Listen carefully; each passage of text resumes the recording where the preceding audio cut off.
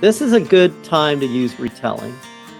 So you want to have someone read the chapter and see two things. One, if there's enough material here for them to be satisfied having read the chapter. And two, if they picked up on it.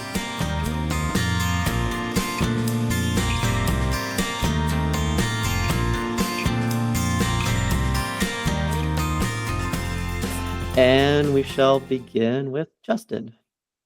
So we're going to do the same exercise. Justin, would you please lead off with your minimal complete story just for Cobb? We're focusing on Cobb. Yeah. Okay. This is the part that I've rehearsed a little bit more since our last thing. I will say I just wanted to cover my own, I'll say butt, because now we're being recorded. My sheet is much more bare bones than Kim's, but we'll get to that. All right, let me give this a shot. Let me say one thing. Notice how people's hand movements reflect their feelings, right? So when you're looking for feedback from volunteers who are retelling your story, watch them, right? So for example, in the last segment, Kim interjected something that led us to believe that was her peak. And you can see Justin's sort of resonance because he's covering his mouth. You're doing great.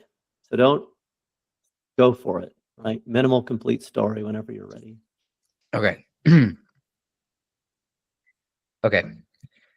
Once upon a time, there was a fantasy town called Brookhaven that was founded by both humans and elves alike. And in this town, one particular human, Felix Cobb, has found himself to be the town's newest and first human mayor. After a lifetime of working as a shoemaker, Felix has decided he wants to make a name for himself. And at his first town meeting as mayor, he plans to unveil his idea on how to do so. A town festival to celebrate Brookhaven's 500th anniversary birthday. Unfortunately for Felix, he realizes something at his first town meeting in charge. Nobody seems to care. The town elders face Felix with a difficult decision. Either seek out an endorsement from Brookhaven's previous mayor or resign to a life of shoemaking. Afraid of failure, but unwilling to accept defeat, Felix bids farewell to his family and employs his best friend to help him find a ride up the mountain where the previous mayor lives and takes off on a giant ram to find her. Upon reaching his destination, he finds that she is less likely to give her endorsement to him. But after a long day of tough gardening and tougher conversations, Felix realizes that if he's going to make a legacy for himself, he can't build it off of someone else's. But before he can share his exciting revelation and newfound confidence, Felix finds out that the town elders have sent him away just so that they could depose him behind his back. Without giving it a second thought, Felix quickly mounts his ram and rushes down the mountain, but not being an expert ram rider, because who is, he and the ram hit a pile of rocks, and Felix finds himself rather seriously injured at a literal fork in the road. And he's faced with a decision.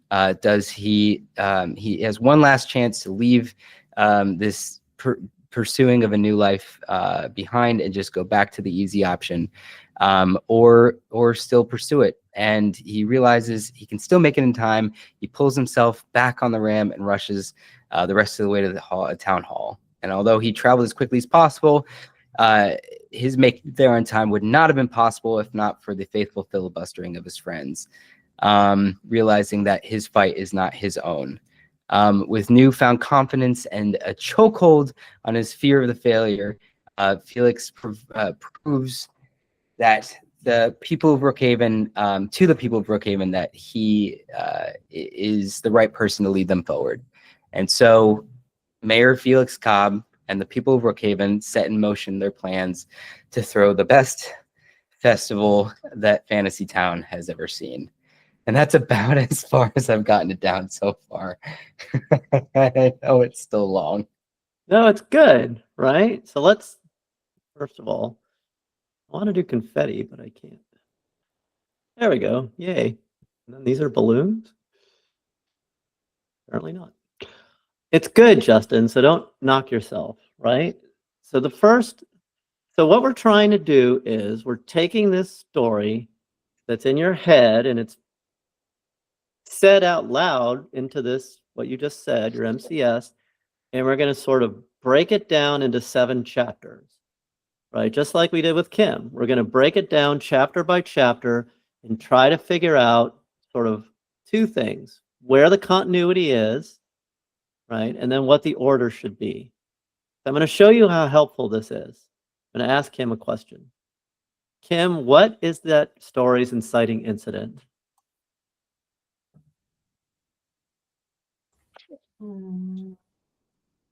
Putting her on the spot, but I think the answer is going to come for her. I think the inciting incident is when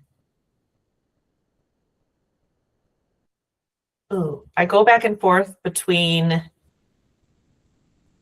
the meeting, when the elders tell him he has to go to visit the old mayor, or when he walks into his first meeting and nobody's there. I'm going to suggest something slightly different. Why is Cobb mayor? Because he hates being a shoe salesman, right? Shades of Al Bundy. But to me, that's the inciting incident, right? The whole story starts because Cobb is sick of selling shoes or fixing shoes. So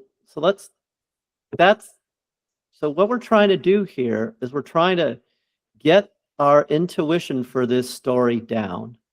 Remember last time we talked about 2 possible peaks, and what that means is there's 2 possible stories, right? One story is about Cobb and it's very internal to Cobb, kind of Walter Mitty. You missed this, Ken, but we talked about it last time. The other story is about Cobb realizing his political potency. I mean, and they're closely related too. Mm-hmm. Realizing his political potency and getting rid of these old oligarchs who have been running the town. Now, the skillful way to approach this is to combine these 2 stories so there's just one peak. So the choice is you can either discard one of those or you can combine them so there's one story. And we can say that in a sentence. The story, this is just a candidate for Justin to choose from. The story peaks when, having realized his potency, Cobb burst into the meeting and destroys the oligarchs and persuades everyone to adopt his vision of the town. What do you think of that, Justin? I think, we talked about this recently, and while I'm still working my way through outlining this a bit better, I think what I've realized is it's much more of a personal story to Cobb than it is necessarily about a reshaping of the town. There are some aspects that him, which is something that I've been trying to employ more with some of my rewrites of, like, with him being the first human mayor, there are more waves than he might realize that he's setting in motion here. But that being said, it's much more about his personal journey to seeking a life that he wants to live than it is about deposing, a system that's already in place. I think this particular story is about him. Okay, got it. Right. So Justin has committed to a story about Cobb's personal development. Great. So what that means is we're going to sort of de-emphasize the political. So one way to think about this is what's causing what. So Cobb's personal realization is empowering him to achieve his political dreams. Is that correct insofar as it goes? Yeah. Good. All right. So put that sentence at the forefront of your mind, because that sentence, something like it, should be in your MCS. Right. So we have two goals now. We want to compress the MCS so that it becomes, it revolves around that particular peak, right? Cobb realizes his power and therefore succeeds as mayor, where succeeds as mayor means he gets to he gets to run the town the way he wants, as opposed to the way the elders want. So now we're going to take that insight and use it to break this story up into chapters. And remember, Justin has only 7 chapters because we're sort of working on a somewhat unconventional product that only has 7 chapters. So for today's session, I asked him to prepare those 7 chapters, and we're going to do the outline just as we did for Kim's outline a few moments ago. Let me try to make this readable. The one thing I'm going to say right off is I think we need to see something about Cobb's becoming mayor in this first chapter, right? And just background, Cobb won the election because his opponent either died, I can't remember, but his opponent disappeared in some way. Yeah, his opponent died right? of a potato allergy. So there's 2 things going on here that set up the story. One, Cobb wants to be mayor because he hates being a shoe salesman. Didn't have a chance of winning the election. Won the election because his opponent died. So I don't know what you want to call this, but he's sort of an accidental mayor. So the being mayor fits in with his personal ambition, but it only happens because the other guy died. So sort of like Felix Cobb, comma, ambitious but accidental mayor prepares for his first town hall meeting. And the only question here, is that enough for a 3,000 or so word chapter? And I'm not sure that it is. So how much information do we need? There's a couple things we could add. We could add his something more about his desires, right? Why is it so important for him to be mayor? And you have this there already. It's just a matter of rearranging it to put it into this first chapter. You could have more about the history of the town. I know you like writing that stuff. So what's the cast of characters here? It's pretty simple. There's Cobb, his wife, supportive, probably not a main character, but still there. And then there's his enemies, right? The evil town council. So he's going to spend this first chapter sort of going over how he got to be mayor, and at the same time going over the obstacles he faces, namely this town council, the elders. And then, why does he settle on the festival? So all these things need to be in that first chapter. I mean, that's one way to run the first chapter, but given what you said in your MCS and what we've read previously, I think all that needs to be in the first chapter. And when I say all that, it's not a lot, right? That can all still fit in a sentence. All right. So given that setup, Kim, why don't you read chapter 2? Upon learning that no one's shown up to the first meeting, Felix's anxiety and fear of failure get the better of him, and he never announces his plans for a town festival. The town's elders tell Felix he must get an endorsement from Festa Trumbull or lose his office. Okay. So we need to mention accidental mayor. Oops. And the continuity here, right, is the festival. I'll type accidental correctly. All right. So Kim, what do you think of this chapter? Sentence. I think maybe just rewording things as to why he has to go see Festa Trumbull, like who she is and like in regards to these stakes. So let me ask you this. I may be reading too much into this. But the town's elders tell Felix he must get an endorsement from Festa Trumbull, well-known ornery previous mayor. What does that tell us? What's going on beneath the surface here? Like what do we not know yet, or what do we know? Yeah, tell us what's going on there. Given the way you've told the story, there's something going on here, and I believe it's that the town elders are going to try to sabotage Felix. They send him on this quest fully knowing that he will not be able to achieve this. But furthermore, to get him out of town so that they can hold this meeting without him basically being able to speak for himself. So there's sabotage on a number of levels. They want to get rid of him. They know it's a wild goose chase, etc. Is that true, Justin? Yeah. So I think that needs to be in here, right? We need to know. I'm not sure. No, this is a creative choice. So you have to sort of decide. You have to decide whether Cobb is going to twig to this, or whether we're going to inform the reader of this, or whether we're going to keep the reader in the dark. Because now there's a presumption here because you use the word tell, right? And we could even say it stronger. The elders order Cobb to get an endorsement from Festa Trumbull, or he loses his office, right? So Cobb is going to do what they say, obviously, and go see Festa Trumbull, but we are witnessing as readers them telling Felix that he has to get this endorsement.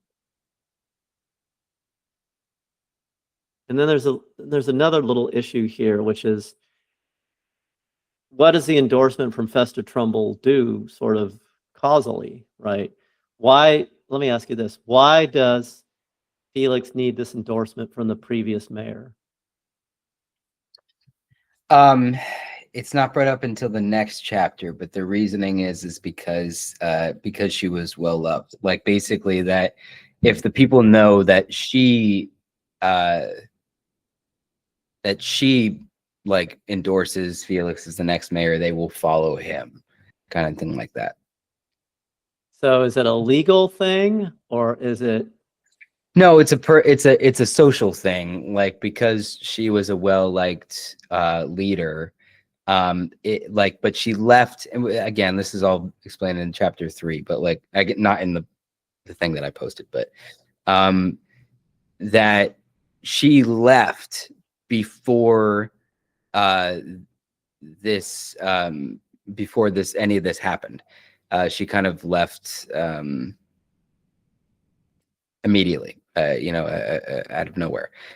So while it's kind of been a thing of the past that, like, kind of like our political system here, it's like, you endorse who you think should be the next person, right? Because then your voters will vote for that person, hopefully, right?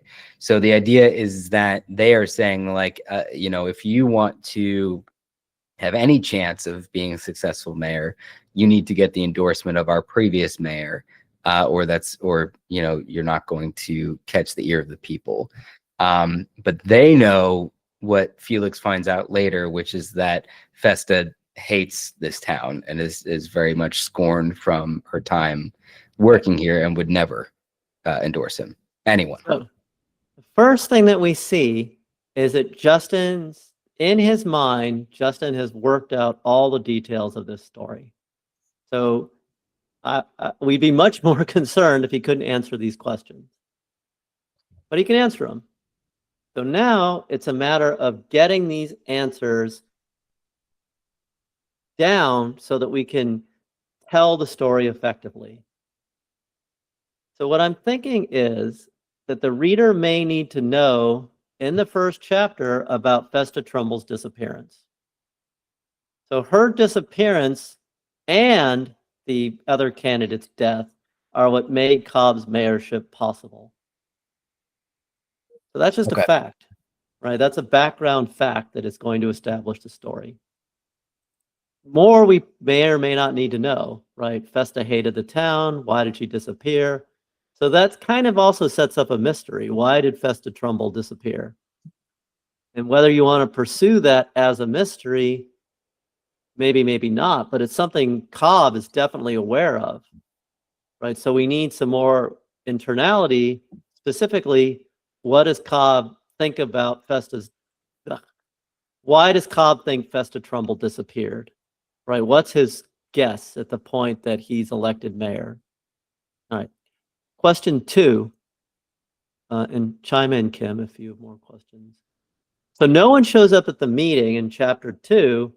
Where do the town elders tell him? So my guess is he says, no one showed up at the meeting, town elder. Town elder says, well, no one likes you because Festa Trumbull didn't endorse you. Or is there something more going on there than that?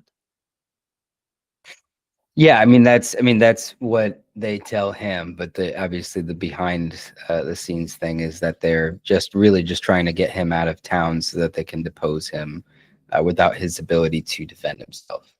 All right, so let's try to reframe that sentence in cell B2 and say something like, no one shows up at the town meeting. Felix is anxious and afraid, so he doesn't get to say his plan. Instead, he learns from a town leader, that if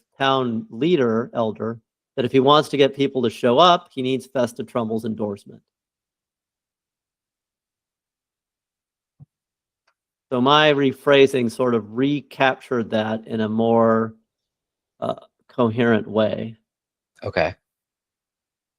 Did what I say comport with your vision of the story? Yeah, I just for me, I mean, look, part of this is that I kind of just wrote this for my own brain, and that's like not always going to translate to other people. Obviously, Oh, well, that's fine. So there's some of that where it's just kind of rewiring my brain a little bit to act as more of how do I write this for everyone to read rather than just for me, you know? Bing, bing, bing, bing, bing, right? Exactly. That's what we're trying to do. We're trying to take the story in your head and arrange it and tell it so that the reader can appreciate and recreate the story in your head. So that means, in this instance, working on each of these sentences so that it really captures the story as it is unfolding. Cool? Mm-hmm. Okay. So, Kim, you want to do number 3?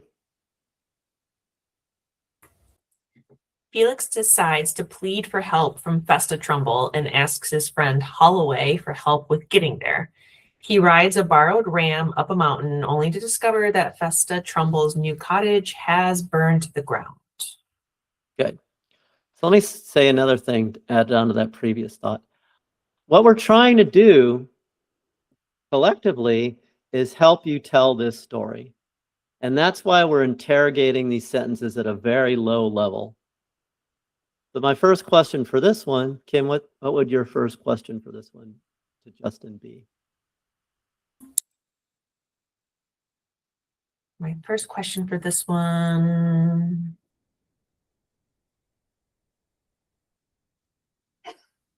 I don't know.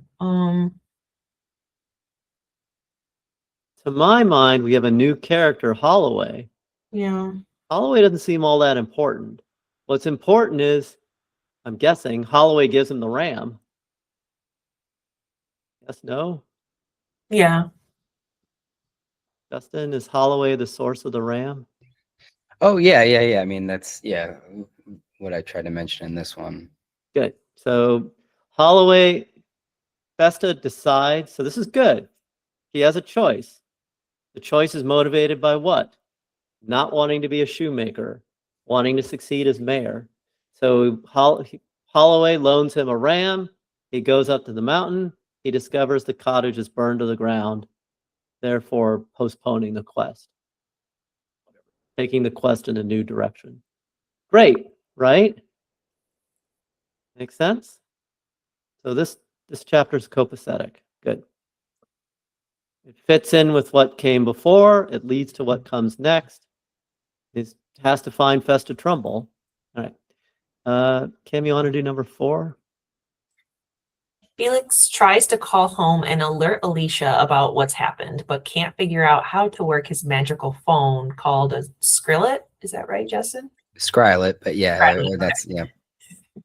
Out of pity, Festa Trumbull reveals herself and offers to take Felix in for the night. Good. So what's your reaction to this chapter, Kim?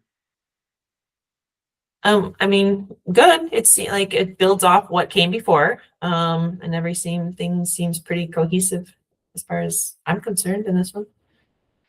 I'm just not so the concern to me is that not quite enough story here for a whole chapter. Right? I don't know, but we need a lot. How long does it take him to not be able to call his wife? Right? Is Festa Trumbull watching him for a whole chapter screwing around with his magical cell phone? Think about that, right? Because I think you could move material from chapter 5 into chapter 4. Again, not losing material, not having to write more, but sort of rearranging it so that you put enough story/plot into chapter 4. Something to think about.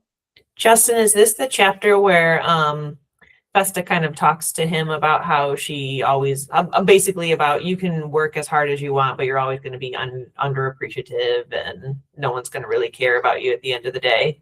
That's the next chapter. Oh, that's the next one. Okay. Yeah. The next chapter is them in the garden talking about kind of all of that stuff. Whereas this one's kind of an intro to that, but not fully covering it all, I guess. Okay. How long is chapter 4 as it stands? Well, let me find it.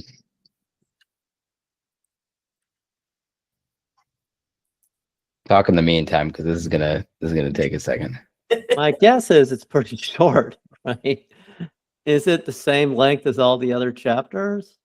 So funnily enough, Adam, this is something that we talked about last class, as this is something that might change depending on how I decide to structure the book, because in one of the most important things that happens in this chapter is I would say that false call, because if it's led to stand as it does, that's what leads to like someone else outside of Brookhaven knowing about Brookhaven, right?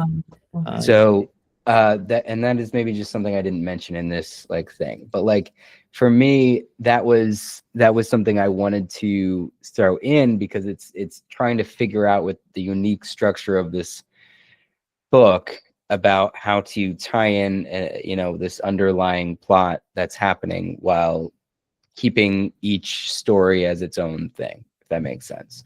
Good. Yeah. So I'll pose this as an issue, right? Justin has more going on here than just what is literally the description of this chapter. So step 1 is include link to evildoer from other part of project, right? This is a good time to use retelling.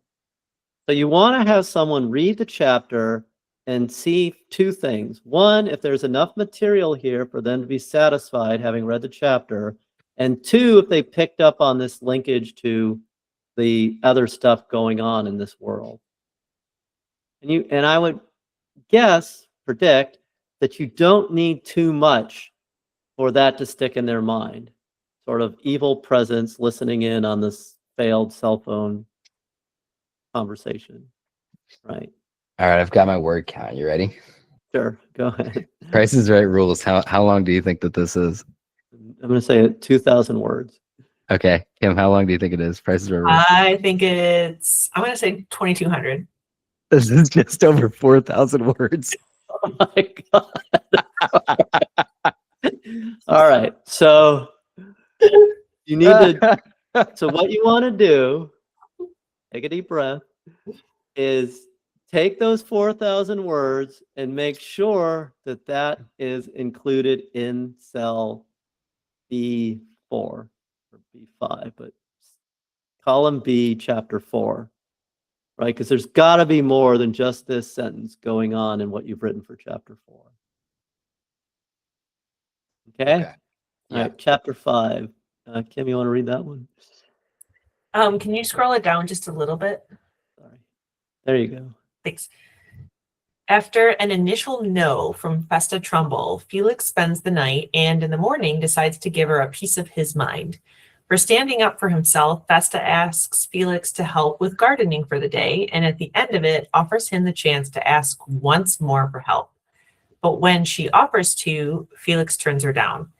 Before supper, he's alerted by Alicia of plans of a coup to remove him from office. Good. All right, so what does this remind you of? Anybody? Kim? What common story trope does this remind you of? It's like the self-actualization like the light bulb moment kind of thing, maybe. Good. And a bit of the reluctant mentor kind of thing. Yeah. Okay. So I think we need a little bit more here about him. So the point of the chapter is he realizes he doesn't need Festa Trumbull. Mhm. And he rushes off because he's alerted to this coup. So that's enough for a chapter, right? We have good, I read this chapter, the draft of it. We have good interactions with Festa Trumbull. We get Cobb's realization. He has to run off. Enough, right? But you need to arrange this sentence so that we see that the important point in this chapter is Cobb realizes he doesn't need Festa Trumbull. So literally that phrase has to be in this sheet. Number 6. And that's it, right? That's the peak of the story. So we just decided that. So you need to combine chapter 6 and 7 in some way so that story is resolved in that last chunk.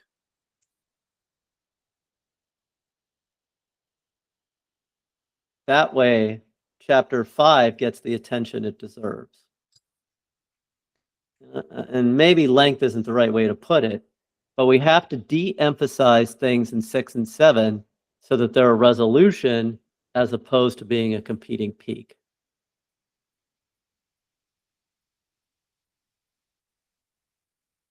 So you want to read chapter 6, Kim? Felix rushes out Festa's house without saying thank you, unfortunately leaving things quite sour between them. He hastily preps Helra and heads down the mountain, but ends up injured in the process. Okay. And 7. Injured and alone, Felix Cobb must decide whether he wants to push on or give up.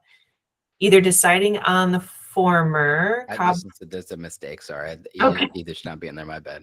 No worries.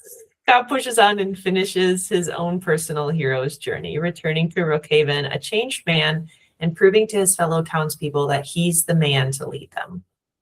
Okay.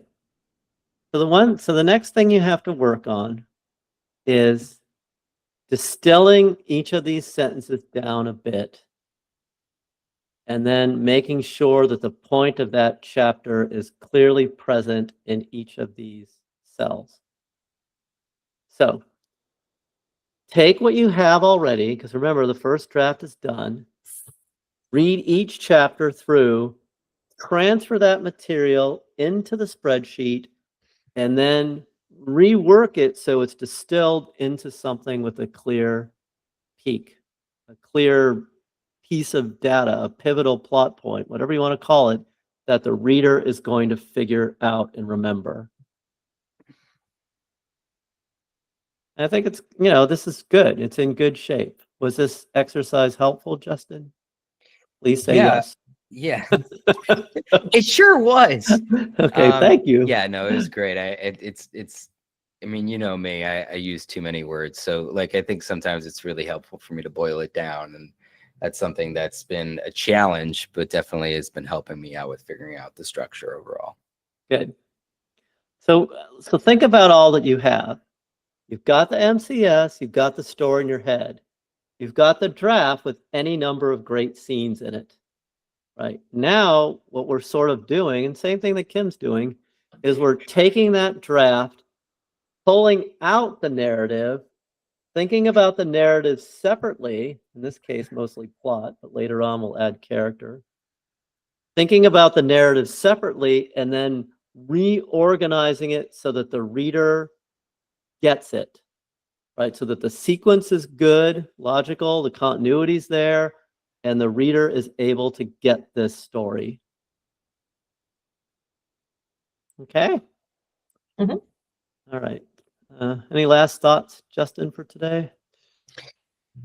Just that, like, I mean, something we talked about last time, and maybe, I don't know, in the new year, it might be moving on to a new story time, but like, the epilogues were the kind of the thing that like, I'm trying to figure out with, that I think will help me structure the rest of this book, to be honest, because now it's kind of coming into like, how do these things piece together?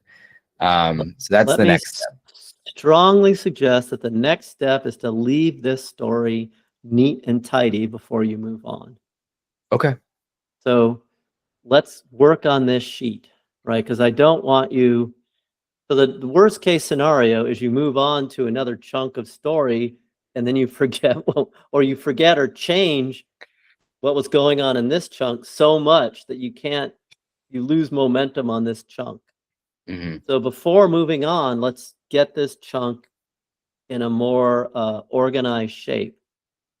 And the key to doing that is working on this sheet. Okay.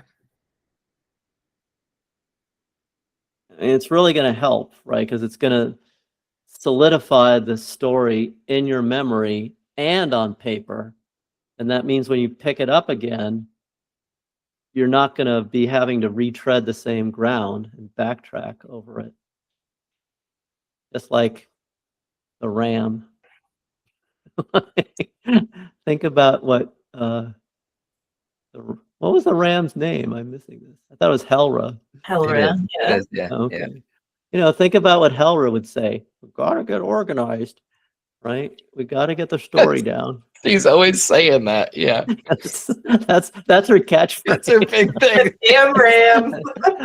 I keep forgetting to put that in too. I gotta write Well, that in more. Yeah, think about it. Helra, the writing coach ram. All right. The fantasy clippy. Exactly. All right. Good job, Kim. Justin, this is good. I know it's hard. It's hard. Why is it hard? This is not the way, I mean, I'm just going to go out on a limb here. I think this is more attuned to the way Kim writes, less attuned to the way Justin has written in the past. And so that's, you know, it's hard, right? It's a different way of approaching your writing, sort of less linear and more top down. But I think it's going to be helpful, right? I think it's going to be helpful because, as you said earlier, it's going to take the story that's in your head, help you empathize more with the reader, and then help deliver that story to the reader in a more digestible form. In a way, it's like a holiday present. How's that? How's that for a crappy analogy? All right. Merry Christmas, Happy Hanukkah, whatever you celebrate. You guys are doing great.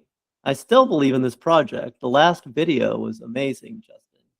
And if you need more motivation, just go back and watch yourself in that because it was fantastic. Thank you. Appreciate All right, good. And I will see you all next year.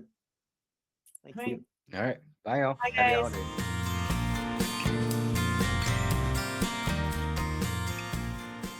Bardsy delivers the tools, guidance, and support you need to produce compelling novels. Our well-researched and thoroughly tested approach includes our minimum complete story, a 90-second exercise that keeps your writing on track while fueling creativity, Bardsy Publishability Index, a 23-dimension checklist that offers attainable goals and provides actionable feedback, and our brand new comprehensive character developer that helps you construct unforgettable characters. Come see for yourself at Bardsy.com today. Try our workshop or enter our first chapter contest. Then, when you're ready, Elite Membership delivers writing groups, personal coaching, and a curated community. With Bardsy, Your work will captivate everyone, from agents to publishers, and most importantly, your readers.